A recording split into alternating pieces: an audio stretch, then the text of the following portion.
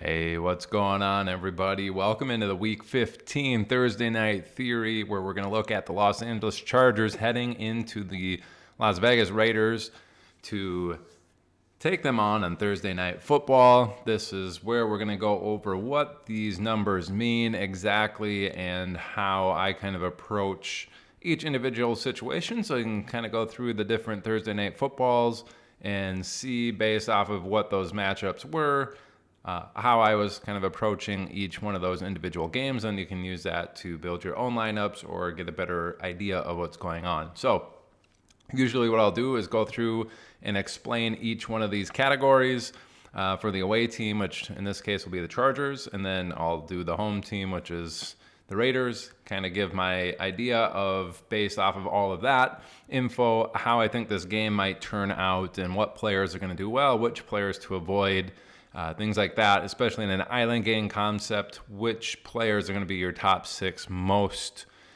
fantasy point scoring options. So with that in mind, we have 4 options up here for offense: offensive pass protection, offensive pass DVOA, offensive run blocking, and offensive run DVOA.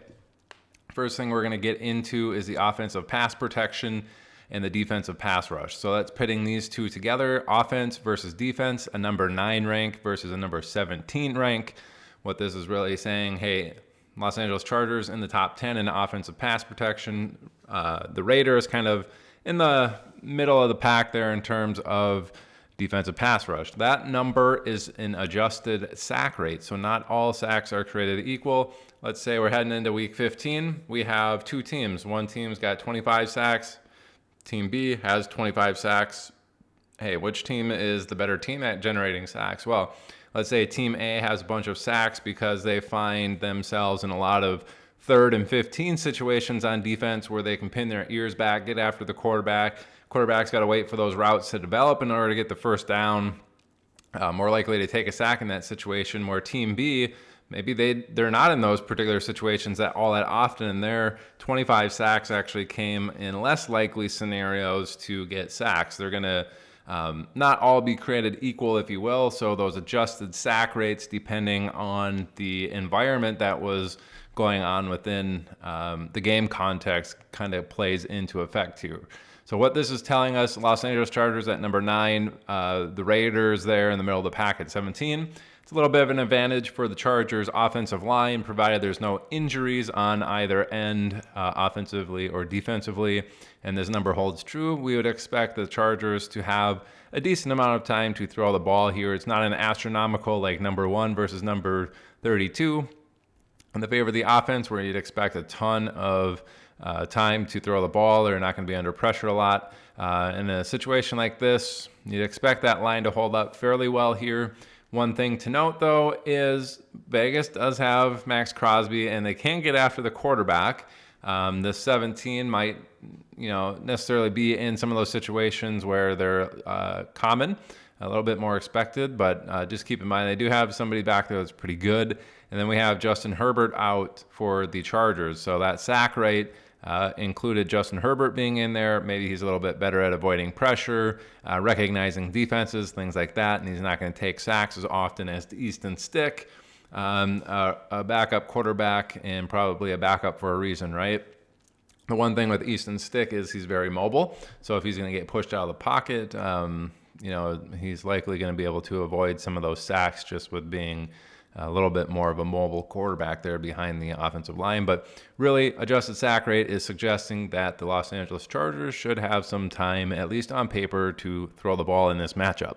So when that's the case, hey, you can kind of expect that offense to not be as influenced by that defense providing pressure, and the people that you normally want to get the ball to, you can probably wait an extra half a second or so to make sure that they get the ball or complete their routes. So somebody like a Keenan Allen would be very good, but we also have him ruled out now. So it's really just a bunch of scrubs there for the Chargers. Hopefully they can get Palmer back here, but it's going to be Quentin Johnston, Gerald Everett, and pretty much nobody else there for the Chargers trying to catch the ball. It's really been bad news for them in terms of all their injuries that they sustained this season. So rough shape for them. Either way, this is the adjusted sack rate here for offensive pass protection. Now getting into the pass DVOA, we're going to just pull up what we have from FTN, which is where I get these particular values. So let's go into what they say here. I'll pull this page over and kind of read what they say. So DVOA explained. Aaron Schatz is the person who came up with this. Ultra short version, DVOA measures a team's efficiency by comparing success on every single play to a league average based on situation and their opponent.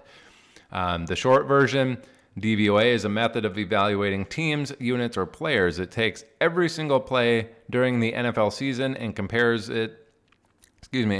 each one to a league average baseline based on situation. DVOA measures not just yardage, but yardage towards a first down. So 5 yards on 3rd and 4 are worth more than 5 yards on 1st and 10, and much more than 5 yards on 3rd and 12. So it takes into context some of that stuff for DVOA. Performance is also adjusted for the quality of the opponent. DVOA is a percentage, so a team with a DVOA of 10% is 10% better than the average team. And a quarterback with a DVOA of minus 20 is 20% worse than the average quarterback. Because DVOA measures scoring, defenses are better when they are negative. Every year is normalized so that the average for that year is 0.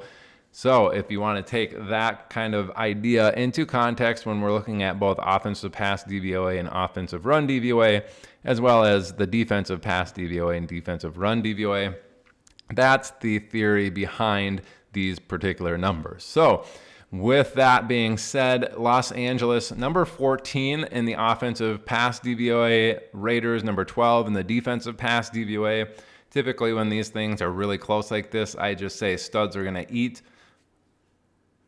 And what I mean by that is, hey, if the defense and offense are evenly matched, if you want to kind of take a running back into play, hey, offensive line and defensive line very evenly matched, they're just going to block, and it's going to be a standard day at the office. What's really going to make a difference is if that running back is a stud, let's say prime Adrian Peterson, anything like that, prime Jamaal Charles, whoever, a really, really good running back is going to be able to just make those defenders miss. He's just going to be better than the opponent there on the defensive side. And in those situations where, you know, there's this kind of a stalemate on the line play, those studs are going to be able to overcome that kind of stalemate to have a really solid game. And, you know, a standard backup running back who's maybe just getting what's blocked is not going to have that great of a game. But those studs can kind of overcome that. And really that's what we're seeing here with the pass DVOA. Unfortunately, we have Keenan Allen out. So it's not going to be a super great experience here, I don't think, for the Chargers on Thursday night with their pass game basically decimated with all of their top players out. Mike Williams, Keenan Allen out in the pass game, Justin Herbert out. So we're hoping that we can see Josh Palmer come back, but really it's going to be slim pickings there on the pass game for the Chargers. So keep that in mind. Very kind of should have some time, but a stalemate here in the DVOA for the pass game. Now getting into the run blocking, we have Los Angeles at number 28, Raiders at 30. So pulling back the advanced DVOA metrics here, we're going to kind of go down to what they are talking about with adjusted line yards. So basically concepts, most difficult goals, statistical analysis in football is isolating the degree which the 22 men on the field is responsible for the result of a given play. They do have enough play-by-play data amassed that they can try to separate out the effect of the running back on a particular play from the effects of the offensive line and other blockers. So as I was saying, like a team might have two running backs and it's stable, running back A who averages 3 yards per carry and running back B who averages 3.5 yards per carry. Who's the better back? And it further states, imagine that running back A doesn't just average 3 yards per carry, but gets exactly 3 yards on every single carry. while running back B has a highly variable yardage output, sometimes 5 yards, sometimes minus 2 yards, sometimes 20 yards. The difference in variability between the runners can be exploited not only to determine the difference between the runners, but the effect of the offensive line having on every single running play. So at some point in every long running play, the running back passes all of their offensive line blocks as well as additional blocking backs or receivers. From there on, the rest of the play is dependent on the runner's own speed and elusiveness and the speed and tackling ability of the opposing defense. If Nick Chubb breaks through the line for 50 yards, avoiding tacklers all the way to the goal line, his offensive line has done a great job, but they aren't responsible for the majority of the yards gained. The trick is figuring out exactly how much they are responsible for. So they're saying for each running back carry, they calculated the probability that the back involved would run for the specific yardage on that play based on that back's average yards per carry and the variability of their yardage from play to play. We also calculated the probability that the offense will get the yardage based on the team's rushing average and the variability using all backs other than the one involved in the given play, and the probability that the defense would give up the specific amount of yardage based on its average rushing yards allowed per carry and variability. So a regression analysis breaks the value for rushing yardage into the following categories: losses 0 to 4 yards, 5 to 10 yards, and 11 plus yards. So in general, the offensive line is 20% more responsible for the lost yardage than it is for positive gains up to 4 yards, but 50% less responsible for additional yardage gained between 5 and 10 yards, and not at all responsible for additional yardage past 10. So by applying those percentages to every single running back carry, they're able to create the adjusted line yards. So really that's what they're saying here for the run blocking and run stopping. Offense and defense combined, that's kind of where they're getting these numbers from. What we see here, Chargers pretty bad at number 28, but the Raiders also really bad at 30. And again, like I said, in a scenario where it's close like that, a lot of times I like to say studs eat. And in a scenario like this where the Chargers are bad, but the defense is also bad, I like to say that offense is probably going to find the run game a little bit easier than they're used to. So they're used to just being really poor. Facing a defense like this, they're probably going to find the run game a little bit more successful than they're used to. Considering what the offense is going through in the pass game, they might lean on this run game pretty heavily this week. So don't be shocked to see, Kelly and Spiller and Eckler with a bunch of carries in this matchup. And then getting into that run DVOA, that's similar to what I had shown before with, not all 5-yard carries are created equal. If it's 3rd and 4, 5 yards is worth a lot more than when it's, 3rd and 12. So those are also very evenly matched, number 25 and number 23. Again, suggesting that the Chargers probably going to be a little bit easier to run the ball than they're used to in this matchup. So take that into consideration when you're creating your island game matchups. I do like the run game here for the Chargers. In general, though, I think they're going to be struggling to move the ball. The run game isn't that good in general, so if the Chargers are going to be scoring any points, it's probably going to be coming from the kicker and the running back situation there. So that's probably the route that I'm going to follow. And based off of this Vegas game total being super low, 34.5, Vegas throwing out a rookie starter, and looking at the pass rush here, number 5 versus number 19, the Chargers defense might also be in play here. So let's hop into that home team with all that fresh knowledge of what these values stand for, what they mean. The Chargers on defense, Raiders here on offense. So Raiders offensive pass protection, number 19, a little bit below average there in that adjusted sack rate. Chargers defensive pass rush, number 5. So Chargers very good at getting after the quarterback here. Raiders not as good there. They're taking quite a few sacks. I would expect that to probably continue here with the Chargers being able to get after the quarterback. In situations like this, I kind of like to say, hey, they're probably going to be under pressure. They're going to need to get the ball out a little bit quicker on a few more passes. So who's ever getting those underneath routes is probably going to get peppered with a few more. So that's going to be the running backs. That's going to be the tight ends. Just keep that in mind for the Raiders team there. They do have Jacoby Myers and Davante Adams, who seemed to be able to get open at will. So that's always a good thing if you're under duress to have those options in your back pocket. Getting into the pass DVOA, Raiders at 29, so one of the worst. Chargers at 25, so that's pretty even matchup here. Scenario where I'd like to say studs would eat, and also like to say, hey, the Raiders might find that pass game a little bit easier, a little bit more efficient than they're used to when they're trying to move the ball down the field. Again, with this pass rate, probably going to be needing to get the ball out a little bit quicker, but they should be fairly effective, or at least more effective than they're used to moving the ball via the air. So offensive run blocking, again, we just saw like not all yards are created equal, right? What's being applied to the offensive line and defensive line here? Well, Raiders at number 26, one of the worst offensive run blocking units. Chargers at number 24 and stopping the run, one of the worst, bottom 8, bottom 10 team here in the league in terms of stopping the run. Probably an even mixture here. Sounds like Jacobs is out. We're probably looking at the backups there. Zamir White would be the one that's going to be getting the carries, probably over the backup there. Forgot his name off the top of my head. Amir Abdullah. He's going to be more of that pass catching back. But really, based off of this, you can kind of say, hey, Raiders haven't been very effective running the ball, but against this Chargers defense, they might actually find it a little bit easier than they're used to run the ball, similar to what we saw with the Chargers up there.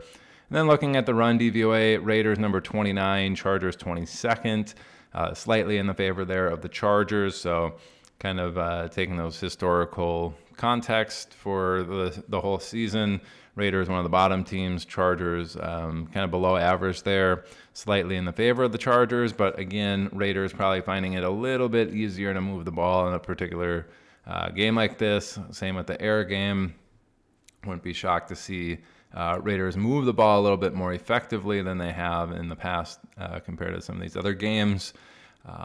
Really trying to build out an island game matchup. If you're expecting it to be low scoring, I would expect the Chargers not to score very many points based off of this.